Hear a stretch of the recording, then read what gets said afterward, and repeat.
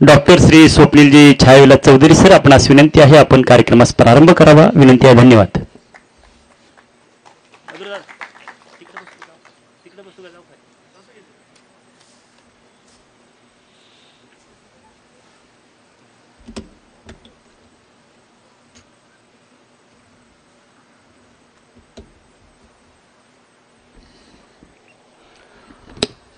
नमस्कार. छत्रपती शिवाजी महाराज विद्यालय पुणे जिल्हा शिक्षण मंडळाचं अतिशय निसर्गानं समृद्ध हस्तानं जिथे उधळण केली अशा या मुळशी तालुक्यामध्ये तुमच्या सर्वांच्या समवेत आज संवाद साधण्याची संधी आदरणीय आमचे स्नेही मधुरदादा यांच्यामुळे मला मिळते. त्याबद्दल सर्वप्रथम त्यांचे मी मनापासून आभार मानतो. या ठिकाणी तुम्ही सर्वजण उपस्थित राहिला आहात आणि सगळ्यांच्या चेहऱ्यावर अजून मला वाटतं हवं तसं हसू दिसत नाहीये. अजूनही बऱ्याच ताई आमच्या भगिनी आलेल्या आहेत. गव्हाचं ते दळण राहिलेलं आहे, कुरड्या आईच्या झाल्या माझ्या राहिलेल्या आहेत, किंवा भाऊ आलेले आहेत. त्यांचं काही शेतकरी असतील तर शेती तयार करायची राहिली आहे, काहींचा ते एका प्लॉटला गिराईक लागलंच नाही अजून, हा भाव सांगताय, असे डोक्यात अनेक विचार असतील. तर सुरुवातीला मला विनंती करायची आहे की ते विचार सगळेजण बाहेर काढा. आपण एक पुढचे जेवढं मिनिटं संवाद साधणार आहोत तेवढा निखळ संवाद साधूया. तुम्ही जसे फिजिकली प्रेझेंट आहात तसे मेंटली देखील आपण या ठिकाणी प्रेझेंट राहू. मला तुमच्या गेट टुगेदर बघून एक खूप आनंद वाटला. आनंद यासाठी वाटला की कोविडमध्ये मी एका ठिकाणी वर्तमानपत्रामध्ये एक बातमी वाचली होती आणि ती बातमी मला तुम्हाला सांगायची आहे. त्या बातमीतली नावं जरी काल्पनिक असेल तरी त्या बातमीतला गाभा लक्षात घ्या. आणि या ठिकाणी एक मैत्रीचं रहस्य, मैत्रीचं महत्त्व काय आपल्याला कळून येईल. त्या बातमीचा गाभा असा होता की धनाजी शेठ नावाचा एक बलाढ्य श्रीमंत असा एक नागरिक एका शहरामध्ये राहत होता. राहिल्यानंतर शाळा संपली, कॉलेज संपलं आणि तो उद्योग व्यवसायामध्ये गेला.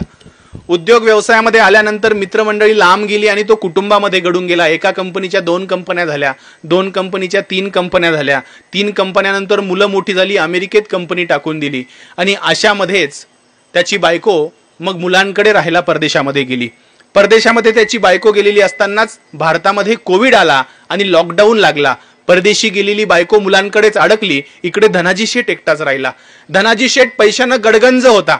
नौकर चावकर आजूबाजूला 100 होते आणि त्याच्यात लॉकडाऊन आला. धनाजी शेठला पैशांवरती गर्व. त्याने डॉक्टरांना सांगितलं की मी हॉस्पिटलमध्ये ऍडमिट होणार नाही, माझ्या घरामध्ये आयसीयूची सोय कराई. घरामध्ये ऑक्सिजनचे सिलेंडर भरून ठेवले आणि आयसीयूची व्यवस्था घरामध्ये केली. बेल वाजवली की नौकर पाणी घेऊन यायचा, दुसरी बेल वाजली की नौकर ताटातलं जेवण घेऊन यायचा. धनाजीला आपल्या पैशावरती गर्व वाटायला लागला. एकीकडे पेशंटला बेड मिळत नाहीये आणि अशा वेळेस आपल्याला हजर सगळं त्या ठिकाणी एका बेलवरती होतंय असा अनुभव धनाजी शेठला यायला लागला. आणि एके दिवशी चुकून एका नौकराला कोरोनाची लागण झाली. 1000 रुपये 2000 रुपये जरी दिवसाचे मिळत असले तरी सगळ्या नोकरांनी एकत्र आल्याने ठरवलं आता त्या कोविड झालेल्या धनाजी शेठकडे कुणीही थांबायचं नाही, कारण आपल्या कुटुंबासाठी आपण जबाबदार व्यक्ती आहोत, आपण कमावणारे आहोत. म्हणून सर्वच नोकरांनी एकदम त्याच्या घरी न जाण्याचा निर्णय घेतला. धनाजी शेठ धनाढ्य, गडगंज संपत्ती, करोडपती, पण एकटा पडला. त्याच कंपनीमध्ये धनाजी शेठची परिस्थिती खालावू लागली. डॉक्टरांनी सांगितलं सोबत कुणाला तरी लागेल. तुम्ही जितके फिजिकली आता अनफिट आहात तितकेच मेंटली देखील अनफिट आहात आणि तुमचा श्वासोश्वास HRCTचा स्कोर वाढत आहे आणि तुमचं जे सॅच्युरेशन आहे ते दिवसेंदिवस कमी होतंय. धनाजी शेठला प्रश्न पडला, ज्यांच्यावरती आयुष्यभर जीव लावला ती बायको आता परदेशात आहे, ज्यांना सगळं साम्राज्य उभं करून दिलं ती मुलं आता परदेशामध्ये आहेत, काय करावं. ही परिस्थिती त्याच्या कंपनीतला एका मॅनेजरला पाहली नाही. वास्तविक पाहता धनाजी त्या मॅनेजरला कायम हडतूस करायचा, खालून पाडून बोलायचा. तो त्याचा वर्गमित्र होता.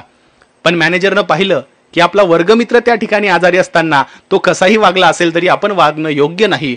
म्हणून तो त्या धनाजी शेठजवळ जाऊन बसायला लागला. धनाजी शेठला काही गोष्टी सांगू लागला आणि पहिला दिवस ढळल्यानंतर धनाजी शेठच्या चेहऱ्यावरचं हसू त्याला दिसलं आणि मग त्यानं आपल्या 10वीच्या व्हॉट्सअपच्या ग्रुपवर धनाजी शेठचा फोटो टाकला आणि आपला एक मित्र आजारी आहे, आपल्याला काय करता येईल. 7-8 जणांचा ग्रुप होता. अरे म्हटले मित्रा, मॅनेजरला म्हटले तू एकटा थांबता कामा नये, मी देखील तुझ्यासोबत येतो. असं करता करता 15 दिवसाची शिफ्ट एकेका मित्रानं लावून घेतली. एक जण 1ही रुपया न घेता धनाजी शेठकडे सकाळी यायचा, संध्याकाळपर्यंत गप्पा मारायचा. एक जण त्या ठिकाणी बोलायला यायचा. वरती.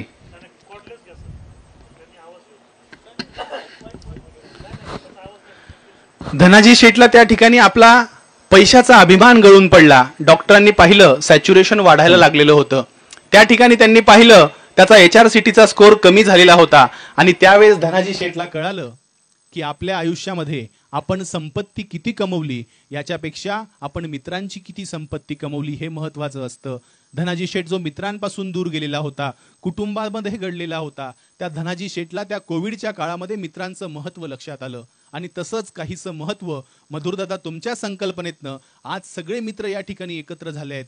तुम्हाला मैत्रीचं महत्व कळालंय, तुम्हाला मैत्री ही किती खरी संपत्ती असती ही कळालंय. त्यासाठी तुमच्यासाठी जोरदार टाळ्यांचा गजर करा.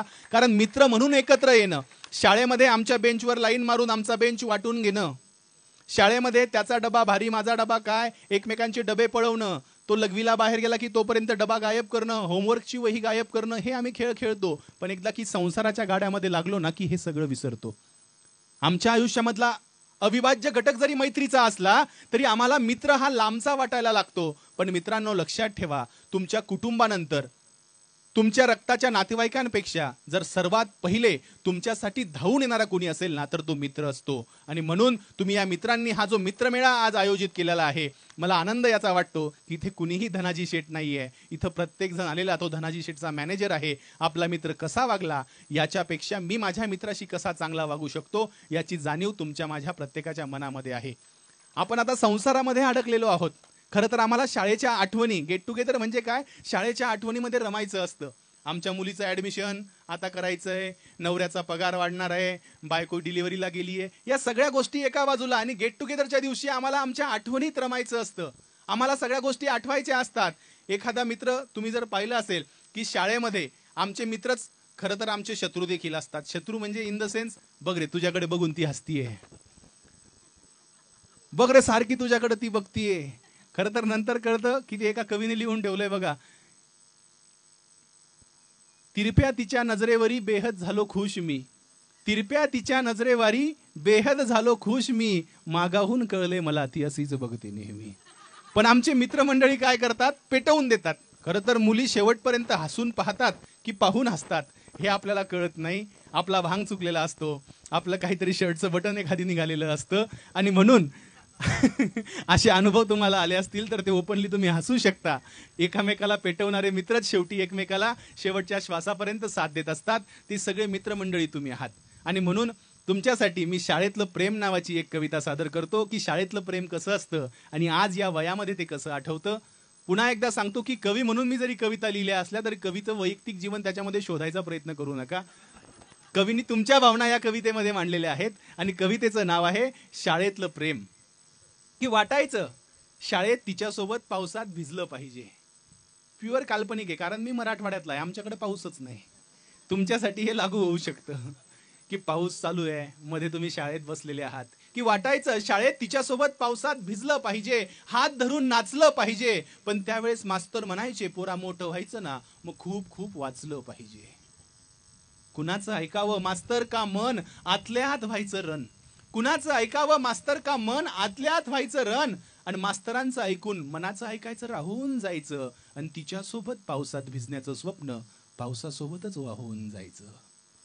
आता तिचं लग्न झालंय, आता तिचं लग्न झालंय, तीही पावसात भिजत असेल, नवऱ्यासोबत नाचत असेल, त्या 2 BHKच्या फ्लॅटच्या गॅलरीत का होईना. आता तीही भिजत असेल, नवऱ्यासोबत नाचत असेल, माझ्या कविता वाचत असेल आणि म्हणत असेल मनामध्ये, कधी वाचायचं कधी नाचायचं, कधी नाचायचं कधी वाचायचं. कळायला हवं होतं खरं प्रेम होतं बिचाऱ्याचं, मिळायला हवं होतं खरं प्रेम होतं बिचाऱ्याचं, मिळायला हवं होतं. एकमेकाकडे बोट दाखवू नका. शूटिंग चाललंय चैतन्याचं, त्याच्यामध्ये नजर चुकीने जर तुमचे काही एक्सप्रेशन कैद झाले तर घरी तुम्हाला जाऊन वहिनींना भेटायचं आहे, याचं लक्षात ठेवा. कुणाचाही नामोल्लेख शक्यतो करू नका. होतं काय माहितीये का की ह्या सगळ्या गमती जमती आमच्या शाळेत चालू असतात. आता फार शाळा तशा राहिलेल्या नाहीयेत ज्या काळात आपण जगलोय.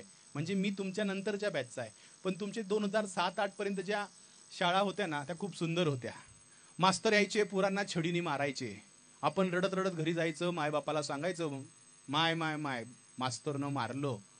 माय आपल्याच हाताला धरायची आणि मास्तरकडे न्यायची. मास्तर किती छड्या मारल्या? 2, अजून 2 मारा. हे आपल्या मास्तरचा धाक होता. गोट्या खेळत असलो ना आपण गल्लीत, कुठे लंगडी लंगडी खेळत असलो ना, गावातनं मास्तराची चक्कर झाली ना, आपण लपून बसायचो. हा मास्तरांचा धाक होता, छडीचा धाक होता. आणि म्हणून आज आपण इतकी यशस्वी मंडळी आहोत. आज तसं उरलेलंच नाहीये. आज काय होतंय, मास्तरांनी एक चापट मारली ना, तर दुसऱ्या दिवशी अर्ज येतो शाळेमध्ये, माझ्या मुलावर याच्या पुढे हात उगाराल तर तुमची बदली केली जाईल. हे प्रकरण, आणि आपणच आहे वागणारे, आपलीच पोरं शाळेत आहेत. तर हे सगळं बदलत चाललंय. मी तुम्हाला शाळेतल्या प्रेमाची गोष्ट सांगितली, पण खरं प्रेम कोणासोबत असतं? आपलं बायकोसोबत. माझी त्याच्यावर काही शंका नाही ना तुमची. मी एक चारोळी लिहिली होती शाळेतल्या प्रेमावरच, की मी तिच्यावर प्रेम केलं यात चुकलं तरी काय, मी तिच्यावर प्रेम केलं यात चुकलं तरी काय, आणि तिचा शेवटचा रिप्लाय आला, वराडालय आता चल बाय. कुणाचं प्रेम कुठपर्यंत टिकू शकतं? म्हणजे अगदी मांडवात आलेलं वराडापर्यंत सुद्धा चॅटिंग काहींची चालू राहू शकते. हे प्रेम आहे शेवटी. पण शेवटी आयुष्यभर प्रेम आपण करत असतो बायकोसोबत.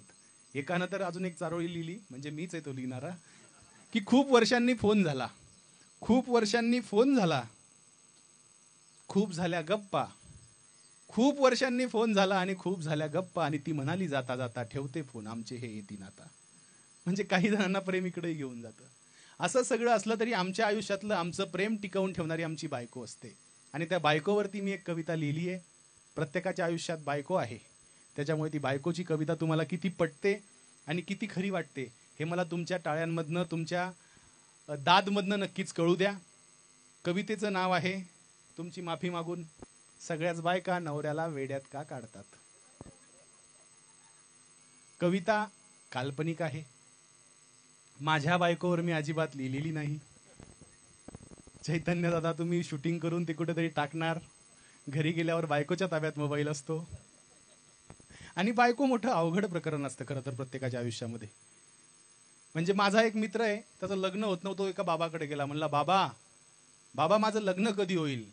बाबा म्हणे, तुझ्या आयुष्यात अजून 3 वर्ष सुख आहे.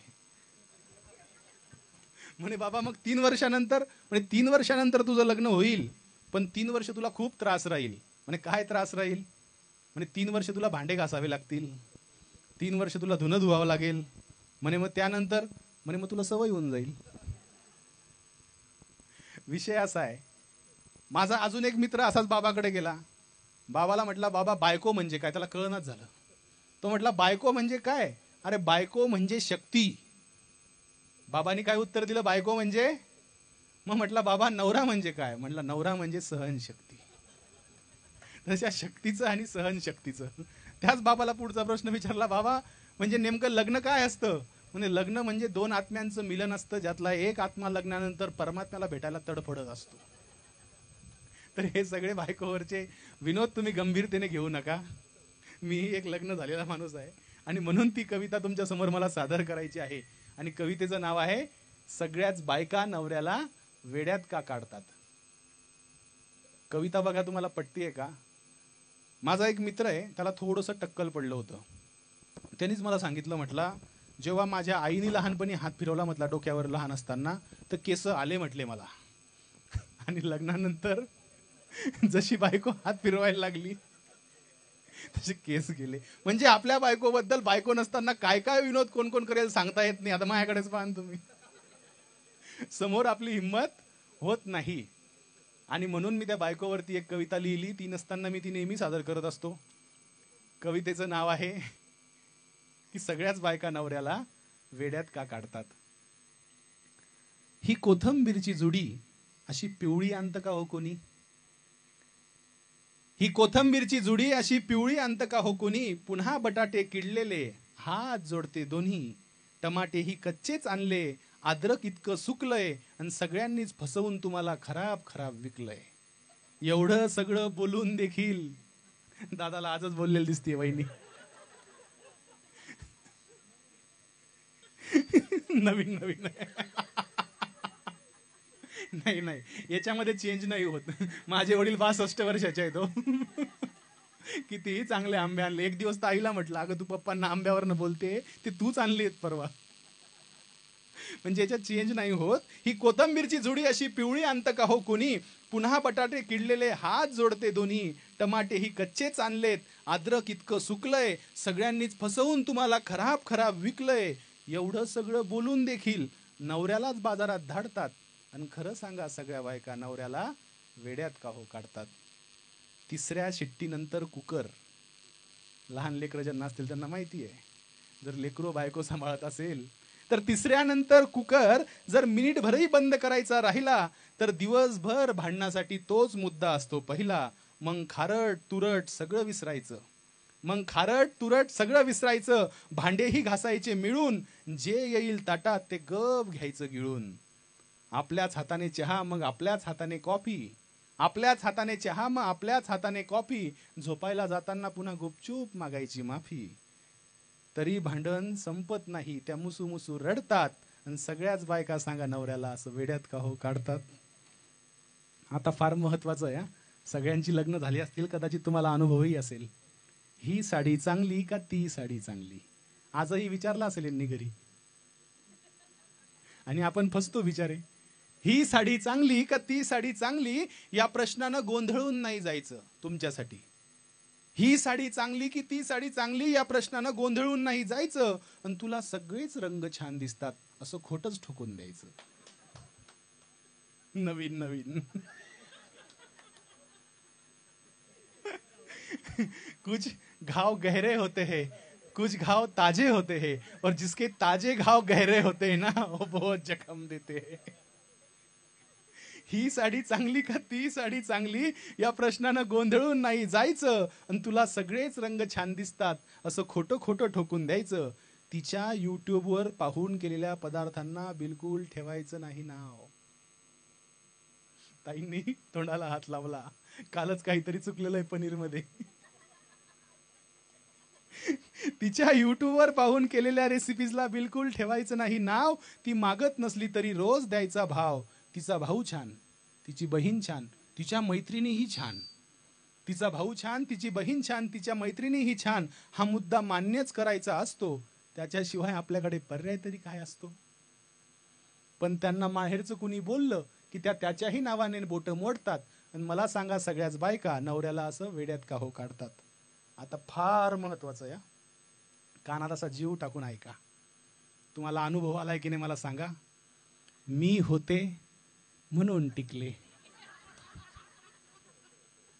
मी होते म्हणून टिकले, दुसरी कधीच गेली असती सोडून, असं जेव्हा बायको बोलेल पडद्याच्या आडून. सकाळीच बोललेले आहेत. मी होते म्हणून टिकले, दुसरी कधीच गेली असती सोडून, असं जेव्हा बायको बोलेल पडद्याच्या आडून. तेव्हा एक लांब श्वास घेत, तेव्हा एक लांब श्वास घेत, काहीच नाही करायचं. अहो सगळेच नवरे धरतात, आपणही मौन धरायचं. कारण तुम्ही बोललात तर सगळं भांडणाचं खापर मग त्या तुमच्यावरच फोडतात. आणि सगळ्याच बायका मला सांगा नवऱ्याला वेड्यात का हो काढतात. आता ही झाली इतरांच्या बायकोची कविता. आता मी माझ्या बायकोवर कविता लिहिली. असेल फाटका, ती असते घरी म्हणून संसार होतो नेटका. रांधा वाढा जेवण सारं एक हाती करते, रांधा वाढा जेवण सारं एक हाती करते, घर घर होणे मर मर मरते. पहाडासारखा पुरुष सुद्धा जेव्हा एकटा पडतो, पहाडासारखा पुरुष सुद्धा जेव्हा एकटा पडतो, आणि बायकोच्या जवळ जाऊन मन मोकळा रडतो. काम बघून मला तर ती यंत्रच जणू भासते. कधीतरी बघा तिच्याकडे, सकाळपासून कामात असते. हे मीच लिहिलंय, कोणत्याही दबावाविना. काम बघून मला तर ती यंत्रच जणू भासते, आणि मी हिंडत असतो कविता म्हणत, ती घरी पेशंट तपासत असते. डाव्या डोळ्यांची डॉक्टर आहे माझी बायको, मी उजव्या डोळ्याचा आहे. सासू सासरे ननंद दीर साऱ्यांनाच ठेवते जोडून, परक घर आपलं करते माहेर येते सोडून. बायको असते चंदन, बायको असते चंदन, जिजून पसरवते गंध, दिवा होऊन संसाराचा ती तेवत असते मंद. सलाम तिच्या जगण्याला निस्वार्थी वागण्याला, सलाम तिच्या जगण्याला निस्वार्थी वागण्याला. सगळ्यांच्याच घरात असतं हे सगळं सेम, असंच टिकून राहो तुमचं नवरा बायकोचं प्रेम, असंच टिकून राहो तुमचं नवरा बायकोचं प्रेम.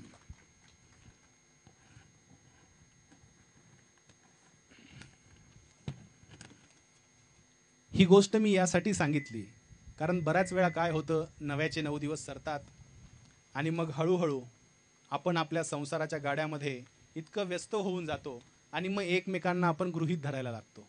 आणि मग हे गृहीत धरायला लागलं की आपण एकमेकांना ॲप्रिशिएट करायचं सोडतो. भाजीत मीठ जास्त झालं त्याच दिवशी नवरा जेवणाबद्दल बोलतो.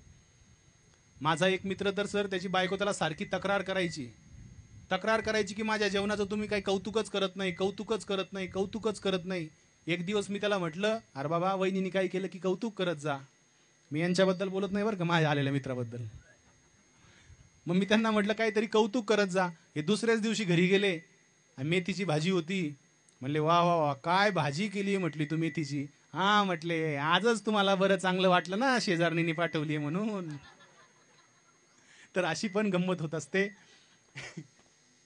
आपण शाळा, त्यानंतरचा संसार, त्यानंतरची बायको, असे सगळे एक एक विषय ऐकत असताना मला मधुरदादांशी मगाशी बोलताना सांगितलं त्यांनी की आम्ही सगळी जी 6-7ची बॅच होतो, आम्ही सगळे त्या काळात काय सगळ्यांची परिस्थिती अशी नव्हती. प्रत्येकानं संघर्ष करून शिक्षण घेतलं. प्रत्येक जण आपापल्या क्षेत्रामध्ये मोठा झाला. ताई अजून हसताय, काय आठवतंय ताई तुम्हाला? ताईंना तो युट्यूबवरच्या रेसिपी अजून आठवतायत. काय पोटबीट दुखलं होतं का रेसिपी करून? तर आपापल्या क्षेत्रामध्ये आपण सगळे मोठे होतो. पण खरं तर त्या काळामध्ये आपण जो संघर्ष केलेला असतो, आपल्या मोठ्या भावाचे शाळेचा ड्रेस, मोठ्या भावाच्याच वह्या, मोठ्या भावाचेच आपण बऱ्याच वस्तू वापरत असतो. आणि हे सगळं करत असताना आपल्याला बऱ्याच वेळा या सगळ्या संघर्षाची जाणीव होते. आणि आज आपण जगत असताना ती संघर्षाची जाणीव ठेवून मग आपल्या पुढच्या पिढीला शिकवतो. असंच सांगणारी एक कविता आहे. ती कविता मला वाटतं तुम्ही सर्वांनी ऐकावी आणि कवितेचं नाव ऐकावं. कवितेचं नाव आहे कर्जबाजारपणाची जिंदगी. कवितेचं नाव आहे कर्जबाजारपणाची जिंदगी.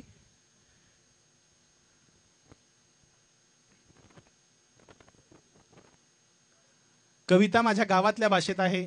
कवितेमध्ये जो गण्या मांडलाय, ताई कदाचित तो तुम्हाला तुमच्या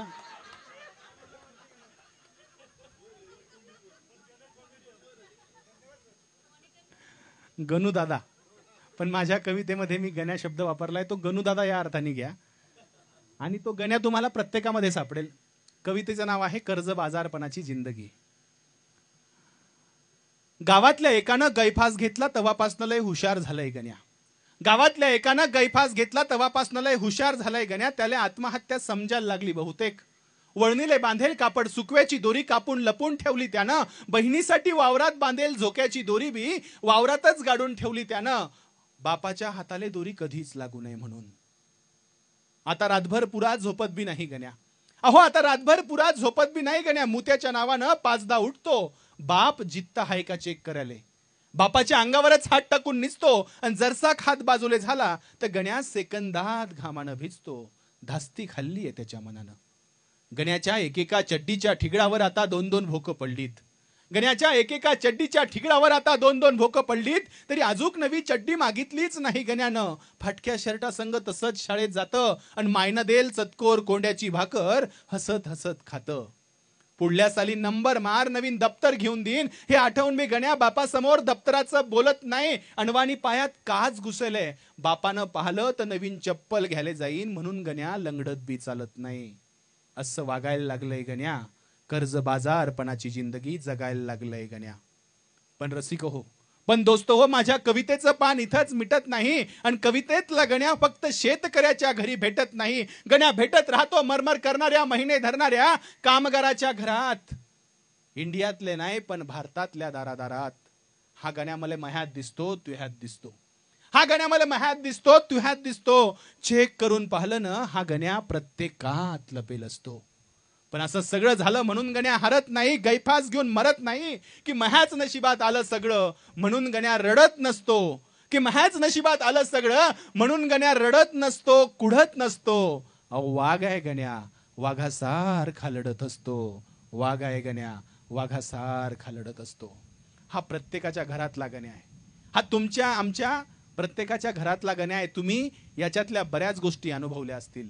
मग आम्ही इतके सगळे संघर्ष करून आज इथपर्यंत पोहोचतो, तेव्हा आम्हाला काहीतरी आताच सरांनी सांगितलं की तुम्ही शाळेसाठी हॉल दिला, तुम्ही शाळेसाठी आता पुन्हा मधुरदादांनी सांगितलं की तुम्ही त्याचं सगळं इंटिरियर करून देताय. मग आम्ही पे बॅक टू सोसायटी हे लक्षात ठेवून पुन्हा आमच्या शाळेसाठी, पुन्हा आमच्या लहान भावंडांसाठी काहीतरी करायला जातो ना, हे फार महत्वाचं असतं. कारण एकदा शिकलो, मोठ्या बंगल्यात राहायला गेलो की मागच्या समाजाला विसरावं, हे आपलं शिक्षण नाही. शिक्षण यासाठीच असतं ज्याचा फायदा आपण समाजाला करून देता आला पाहिजे. शिक्षण हे तेच असतं ज्याच्या फायद्यातून आपली जी 4 पावलं मागं असलेली बांधव आहेत त्यांना पुढे घेऊन जाता आलं पाहिजेत. कारण आपल्या शाळेचं नाव छत्रपती शिवाजी महाराज विद्यालय आहे, ज्या छत्रपती शिवाजी महाराजांनी रयतेने खचलेल्या पिचलेल्या लोकांना दुःखातनं बाहेर काढलं होतं, प्रत्येकाला आधार दिला होता, जात पात धर्म सोडून प्रत्येकाला मावळा ही शब्द दिला होता. त्या छत्रपती शिवाजी महाराज नाव असलेल्या शाळेमध्ये आपण शिकत आहोत आणि त्याला साजेसं असं कर्तृत्व ही 2006 आणि 7ची बॅच करतीये. याचा मला एक विद्यार्थी म्हणून खूप अभिमान वाटतो.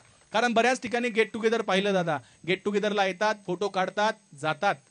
मला तुम्ही आत्ताच सांगितलं की मागच्या वर्षी तुम्ही शिक्षकांनाही बोलवलं होतं, यावर्षी मी विचारलं तर म्हटले की नाही, नोव्हेंबरमध्ये आपल्याला कार्यक्रम करायचा आहे आणि त्यावेळेस सगळ्या शिक्षकांच्या सोबत आपल्याला शाळेसाठी तो हॉल दान द्यायचा आहे. म्हणजे एक समाजाप्रती जी चांगली भावना असते, ही भावना तुमच्या मनामध्ये अजूनही जिवंत आहे. तुमच्या घरातले प्रश्न संपलेले आहेत असं नाही, तुमच्याही घरात प्रश्न आहेत.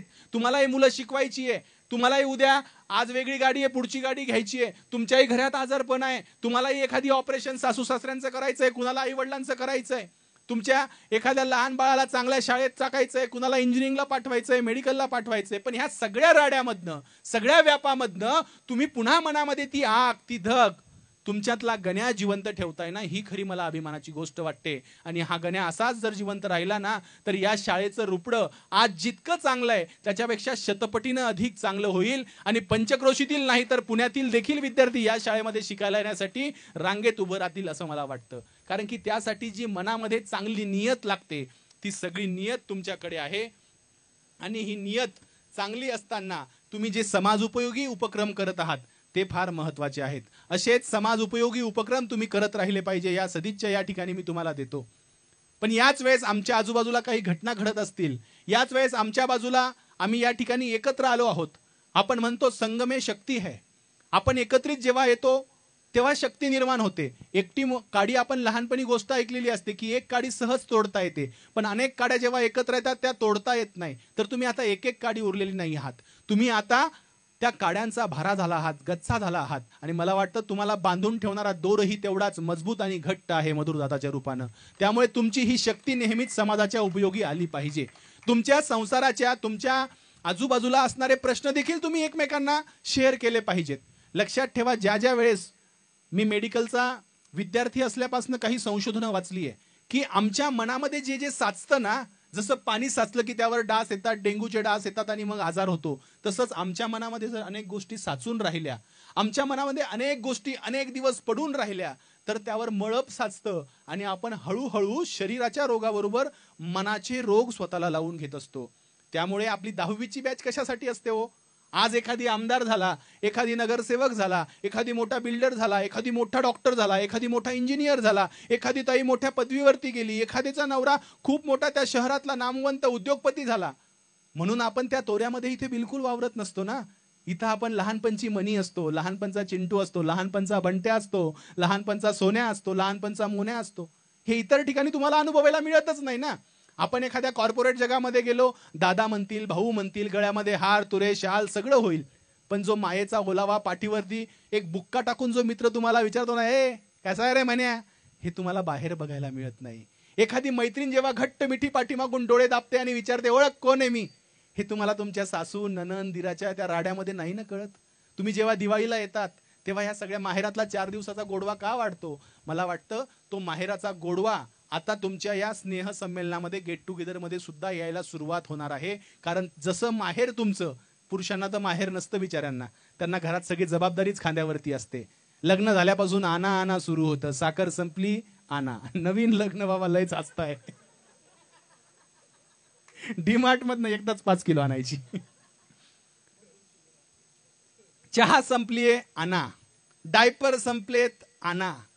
जे आना आना आना सुरू होतं ना त्या संसारामध्ये, मग आम्ही आमचा बराचसा काळ त्या आनामध्ये निघून जातो. आणि मग जो आनामधला आनंद आहे तो हळूहळू कमी होतो आणि तो आनंद शोधायला तुम्ही मित्रांनी एकत्र आज या ठिकाणी आलं पाहिजे. काय होतं माहितीये का, खरं सांगू का, ज्या वेळेस एखादा मनातला प्रश्न असतो तो खूप मोठा वाटतो.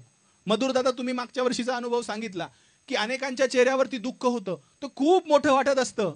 आणि एखाद्या मित्राच्या ओळखीनं ते चट दिशी असं ना सोल्युशन त्यावर मिळतं. म्हणजे एखाद्याचं काम खूप दिवस एखाद्या तलाठी कार्यालयात अडलंय, निबंधकाकडे अडलंय जमिनीचं, आणि एखादा मित्रच त्या ठिकाणी आपला तलाठी असतो आणि ते काम चटकीदर्शी होतं. कोणी आहे का तलाठी? का बरं असताय सगळे?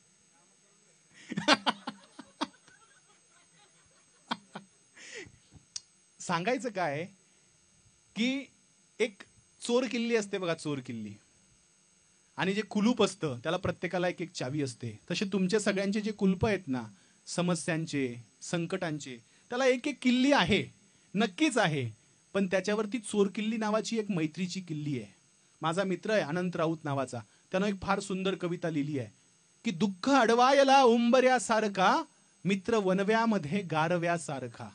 म्हणजे कितीही बाहेरचा उकाडा वनव्यासारखा उकाडा असेल ना, त्यावेळेस तुम्हाला गारवा द्यायला हे टीव्ही, फ्रीज, एसी, कूलर कितीही असले ना, जोपर्यंत मित्राचा हात खांद्यावरती पडत नाही ना, तोपर्यंत मनाला गारवा तो भेटत नाही. जोपर्यंत आपल्या सासरी कितीही दुःख असलं आणि मैत्रिणीशी 10 मिनिट बोललं ना, साध्या भाषेत चुगल्या केल्या ना, की फार बरं वाटतं. ही मैत्रीची ताकद असते. ती मैत्रीची ताकद आम्ही समजून घेतली पाहिजेत.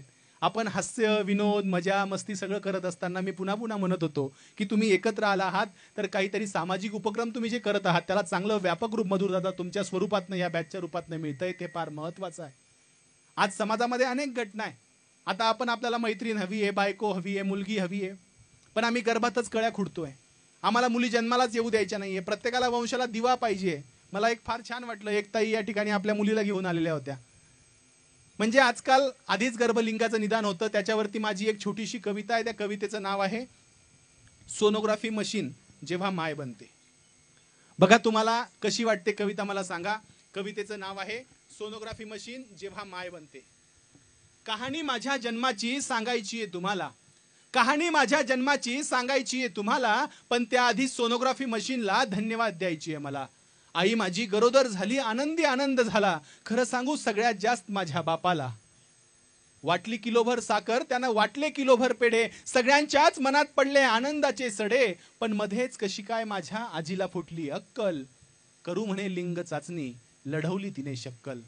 बापानेही मग माझ्या तिचा शब्द नाही मोडला, बापानेही मग माझ्या तिचा शब्द नाही मोडला, आणि गर्भासकट मायचा जीव तपाशाले धाडला.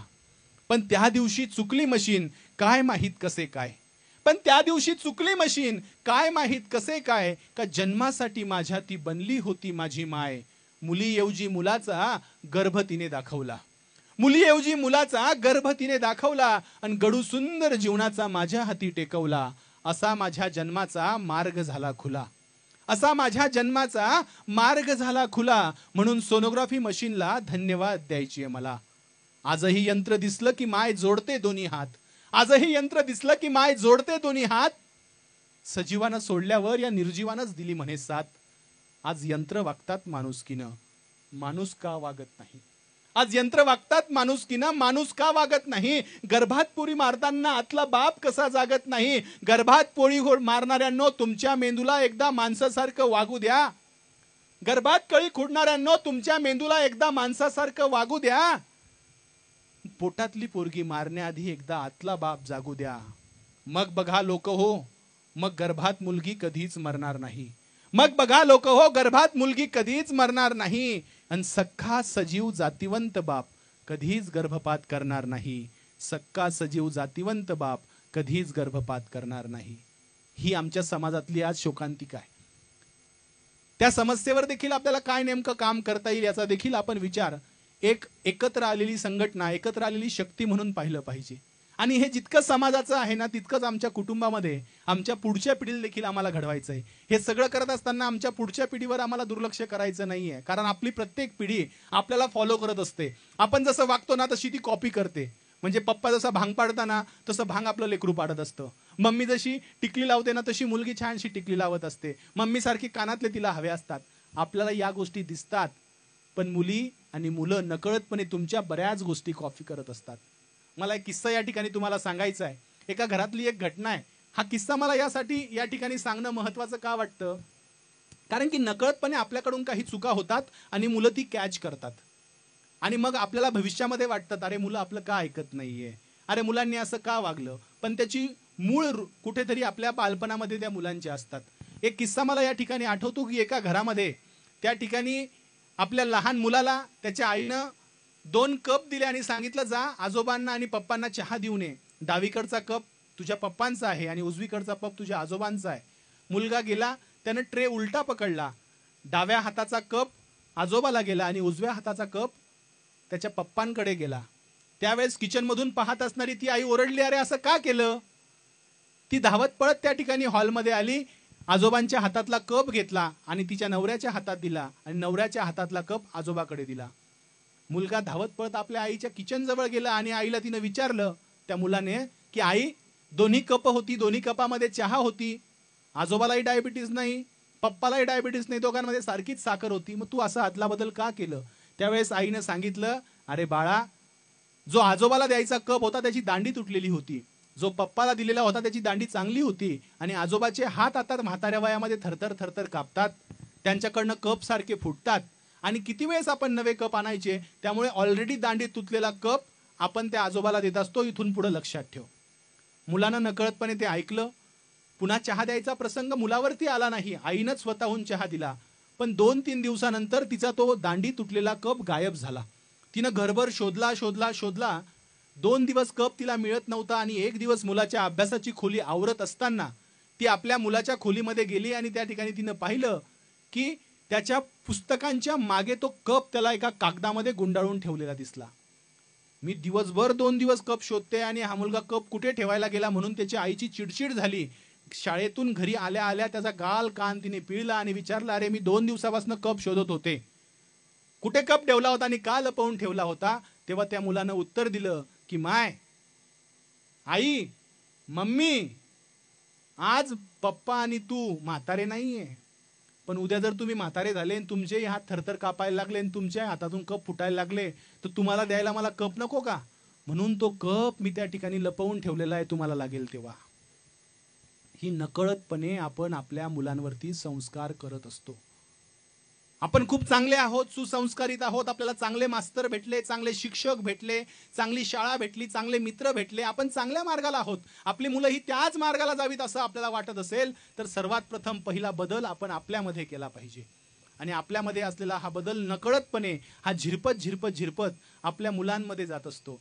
आपली मुलं बाळं नकळतपणे ते ग्रास्प करत असतात आणि त्याचं रेप्लिकेशन येणाऱ्या काळामध्ये ते करत असतात.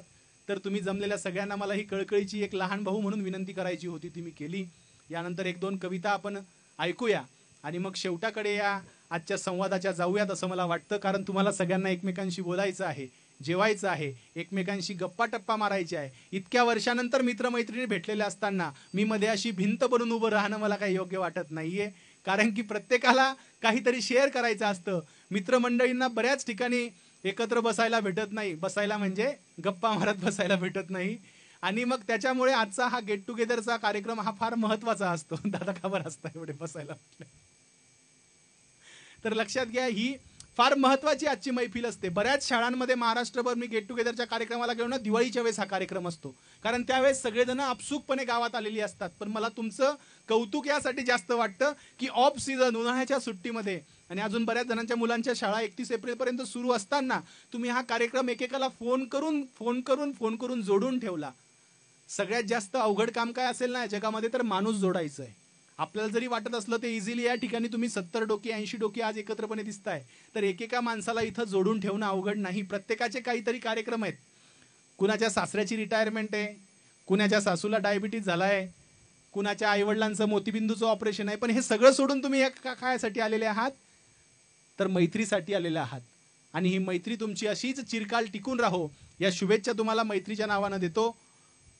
तुमच्या मैत्रीतनं नक्कीच काहीतरी चांगलं या ठिकाणी उगवून येवो आणि त्या मैत्रीला छत्रपती शिवाजी महाराज विद्यालयातल्या 2006-07 बॅचचं फलित म्हणून सगळ्यांनी पाहावं अशी आज शुभेच्छा देतो. आणि सरते शेवटी तुमच्यासाठी निसर्ग नावाची एक कविता मी सादर करतो. या निसर्ग कवितेतनं मी काही सांगण्याचा प्रयत्न करणार आहे. ती कविता तुम्हाला आवडली तर नक्की स्वीकारा आणि त्यातनं मला वाटतं कवितेबद्दल काही बोलण्यापेक्षा कृतीतनं आपण बोलूया. तर कवितेचं नाव आहे निसर्ग. निसर्ग आपण खूप वेगळ्या पद्धतीनं पाहतो आणि या मुळशी तालुक्यात तर मला वाटतं निसर्गानं भरभरून दिलंय. म्हणजे महाराष्ट्रातली लोक निवांतपणा मिळावा म्हणून मुळशीमध्ये येतात. मग काहीतरी या मुळशीच्या मातीत असलं पाहिजे. आताच आमचा मगाशी काही विषय झाला की मुळशीचं नाव मुळशी म्हटलं. मी आता मुळशीमध्ये हॉस्पिटल चालवतो दादा. मला मुळशी म्हटलं की लोक पहिले मुळशी म्हणतात. इतकं मुळशी घराघरामध्ये पोहोचलेलं आहे. पण त्याला मध्यंतरी काही काळामध्ये पॅटर्न लागला आणि तो वेगळा पॅटर्न बऱ्याच जणांच्या मनावरती रुजवला गेला. खरं तर मुळशी तुमचं नाहीये. मुळशी तुमच्यासारख्या प्रेमळ लोकांचं गाव आहे. हे गाव आपण तुमच्यासारख्या लोकांनी जे उपक्रम केलेत ना, तो मुळशी पॅटर्न वेगळ्या पद्धतीनं ठसवूया. तो मुळशी पॅटर्न या विद्यार्थ्यांनी गेट टुगेदरला केलेला. म्हणजे शाळेतले एकत्र विद्यार्थी आले तर काय करू शकतात, हा वेगळ्या पद्धतीचा मुळशी पॅटर्न हा महाराष्ट्रभर तुमच्या माध्यमातून पोहोचो या सदिच्छा देतो. आणि निसर्ग कविता त्या ठिकाणी तुम्हाला सादर करतो. निसर्ग कवितेच्या आधी सांगतो की या कवितेला मी टाळ्या शिट्ट्या मिळाव्या म्हणून ही कविता लिहिलेली नाही. या कवितेतनं तुम्हाला काहीतरी मला काहीतरी मिळावं. आणि आज जो उकाडा वाढलाय, आपण नदीच्या किनारी जरी बसलेलो असलो तरी माझ्या घामाच्या धारा पाहून माझ्या काही मोठ्या बंधूंनी कूलर इकडे आणून ठेवला. या घामाच्या धारा पूर्वी येत होत्या का हो? इतकं तापमान पूर्वी होतं का हो? नव्हतं. हे तापमान का वाढलं? हे तापमान आमची काही त्याला कारणीभूत गोष्टी आहेत ना. आम्ही हवं तसं ओरबडून खातोय निसर्गाला. इथे इतकी निसर्गाची मुक्तपणे उधळण आहे. मी अजिंठ्याच्या डोंगरांमधला आहे. आमच्याकडेही खूप आहे. चंदन आहे, सीताफळ आहेत, रानफुलं आहेत, पण ओरबडून खातोय आपण. आणि हेच सांगणारी ही कविता. कवितेचं नाव आहे निसर्ग. आणि ही निसर्ग कविता तुम्हाला आवडली तर नक्कीच मला वाटतं 2006-07च्या बॅचच्या नावानं प्रत्येक विद्यार्थ्याच्या नावानं एक एक झाड तुम्ही शाळेत लावावं अशी विनंती मी मधुरदादा तुम्हाला करतो. तुमच्या बॅचच्या नावानं एक बगीचाच शाळेमध्ये तयार होईल आणि तुमचा पुढच्या वर्षीचा कार्यक्रम या लॉन्समध्येही होईल आणि त्या बगीच्यामध्येही होईल अशी आपण व्यवस्था करूया. कवितेचं नाव निसर्ग.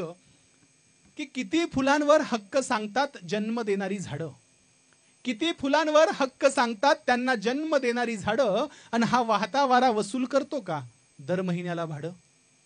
निसर्ग आपल्याला खूप वेगळ्या पद्धतीने शिकवला जातो. आपल्या शाळेमध्ये पर्यावरणाच्या तासाला आपल्याला खो खोला खेळायला घेऊन जायचे आणि खो खोच्या तासाला गणिताचे सर आपला एक्स्ट्रा लेक्चर घ्यायचे. हे आपण निसर्ग शिकलेलो आहे. माझा एक मित्र तर त्याला फिरायला मुळशी तालुक्यामध्ये आणलं. त्याला म्हटलं बघ निसर्ग. तो म्हटला कुठे आहे निसर्ग, सारखे झाडच मध्ये येत आहे म्हटला.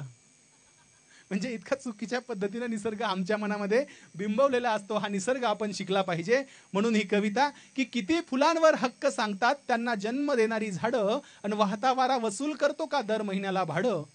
लिटरभर पाण्याचा काय भाव सांगते नदी. या लिटरभर पाण्याचा काय भाव सांगते नदी. आपण एक बॉटल आता जर इथे विकत घेतली तर 20 रुपयाला आहे. असं किती लिटर पाणी सहज निसर्ग आपल्याला देतोय नाही.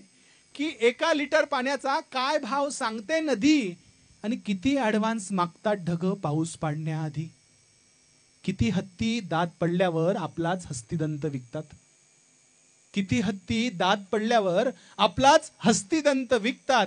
आणि चोचीत मावेल तेवढंच खावं हे पक्षी कुठून शिकतात.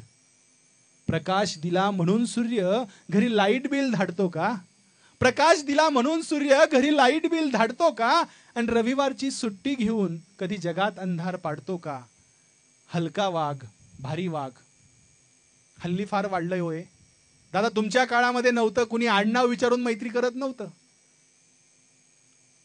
मी जातीचं नाव घेत नाही पण कोण कोणत्या जातीच्या कोणत्या डब्यातलं कोण कधी खायचं कोणाला कळायचं नाही हो.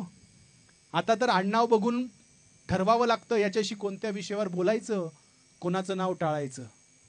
ही परिस्थिती सध्या महाराष्ट्रामध्ये असताना तुम्ही जात धर्म सगळं विसरून एकत्र आलेले आहात.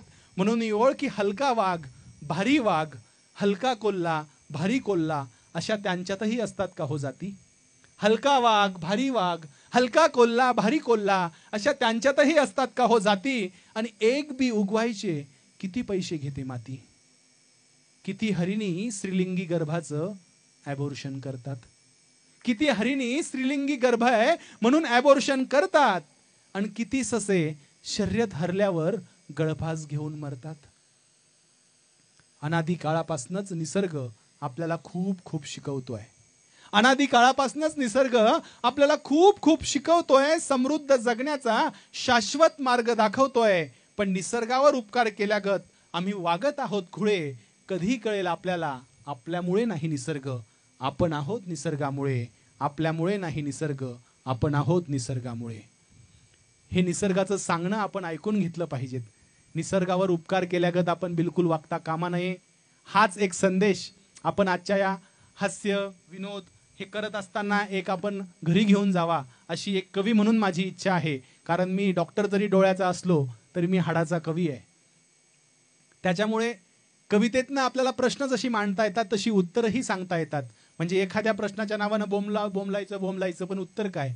मला वाटतं ते कवितेतनं, ते जगण्यातनं, जे वागण्यातनं आपल्याला करता येतं ते मी कवितेतनं मांडण्याचा प्रयत्न केला. मधुरदादांच्या माध्यमातून या ठिकाणी येऊन मला तुमच्याशी भेटता आलं, बोलता आलं. पण मला वाटतं की यानंतरही जो मूळ उद्देश या कार्यक्रमाचा आहे की आम्ही खळखळून हसावं, एकमेकांशी बोलावं, मनातलं शेअर करावं, प्रत्येकाला आपल्या अडचणी सगळ्यांनाच सांगाव्या असे नाही, पण तुमचे काही जवळचे मित्रमैत्रिणी असतील त्यांच्याकडनं तुम्ही त्या अडचणी सांगाव्यात. एखाद्याला काही मदत लागत असेल तरी काही कमीपणा न घेता आपण ती मदत एखाद्या मित्राला मागावी. कारण मैत्रीमध्ये कोणी उंच, कोणी मोठा, कोणी छोटा नसतो. मैत्रीमध्ये सगळे समान असतात. आणि तुम्ही कितीही मोठे झालात, कितीही वयस्कर झालात तरी एमईटीवर मी सकाळी येताना 2 म्हातारे पाहिले. चालू गाडीवर पुढचा म्हातारा मागच्या म्हाताऱ्याला टाळी देत होता.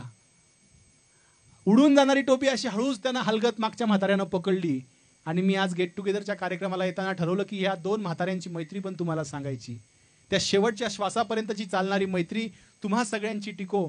सगळ्यांचे दात पडल्यावर सुद्धा ते बोलके दात घेऊन तुमचं गेट टुगेदर हो. तुमच्या नातवंडांना त्यावेळेस तुम्ही एकमेकाला सोबत घेऊन यावा. अरे ही बघा आता म्हातारी झाल्यावर कशी दिसते, तो बघा अरे पूर्ण केस गेल्यावर कसा दिसतो, अरे याचे बघा आता गुडघे थकले, त्यांनी नी रिप्लेसमेंट केलंय. या काळातही तुम्हाला एकमेकावर खळखळून हसता यावं, एकमेकाला दाद देता यावी, याच अपेक्षेसह तुमचा सगळ्यांचा निरोप घेतो. तुम्ही सगळ्यांनी मला ऐकून घेतलं त्याबद्दल पुन्हा एकदा धन्यवाद. इथं बोलण्याची संधी दिली त्याबद्दल लाख लाख आभार.